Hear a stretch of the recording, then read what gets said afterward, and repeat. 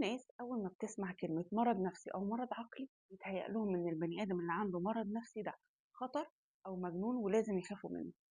بس الفكرة إن في فرق كبير قوي بين المرض النفسي والمرض العقلي، والفرق ده مهم إن إحنا نعرفه علشان خاطر نفهم نفسنا ونفهم اللي حوالينا ونبطل نخاف منهم. يعني مثلا المرض النفسي ده زيه زي أي مرض موجود جوه الجسم، بس الفرق إن هو في التفكير والمشاعر. يعني مثلا حد عنده اكتئاب مش قادر يفرح ولا طايق نفسه طول الوقت. حد تاني عنده قلق طول اليوم ومش عارف ينام وضربات قلبه سريعة. حد تالت عنده وسواس طول اليوم عمال يغسل في ايديه ودايما عنده فكرة في دماغه مش قادر يبطل تفكير فيها. الناس دي بتكون واعية لنفسها جدا وعارفة انها تعبانة وبتحاول انها تتعالج، بس زيه زي السكر والضغط، يوم فوق ويوم تحت. المرض العقلي بقى ده بيكون أعمق شوية.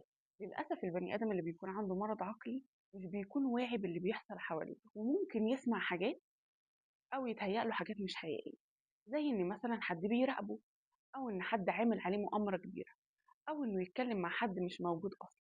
للأسف الناس دي ما بيكونش عندها وعي باللي بيحصل حواليها، وده اللي بيخلي التدخل بيبقى صعب. ما بنعرفش الفرق ما بينهم علشان احنا في مجتمع اتعود انه يقول على اي حاجه نفسيه مجنون. لكن الحقيقه ان اللي بيعاني من القلق او الاكتئاب او الوسواس ده مش مجنون، ده عنده مرض نفسي ومحتاج لعلاج. وبرضه اللي عنده مرض عقلي ده مش مجنون، هو برضه محتاج لعلاج بس بطريقه تانية.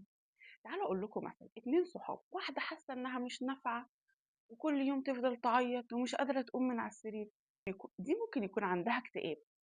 واحده تانية ابتدت للاسف تسمع أصوات وتتكلم مع ناس مش موجودة، دي ممكن يكون عندها مرض عقلي. الاتنين تعبانين والاتنين محتاجين علاج، بس كل واحد فيهم محتاج علاج بطريقة مختلفة. طب أنا بقى بعمل لكم الفيديو ده ليه؟ أنا بعمل لكم الفيديو عشان أعرفكم إن المرض النفسي أو المرض العقلي ده مش نهاية الدنيا، ومش عيب ومش حاجة تكسف. وفي الفيديوهات الجاية هتكلم عن الأمراض النفسية بشكل أكبر علشان خاطر نفهم نفسنا.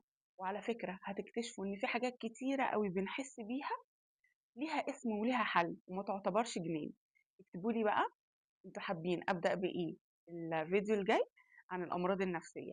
اكتبوا لي برضو حابين نسمي السلسله دي ايه، واعملوا اشتراك علشان لما اعمل فيديو يجيلكوا على طول.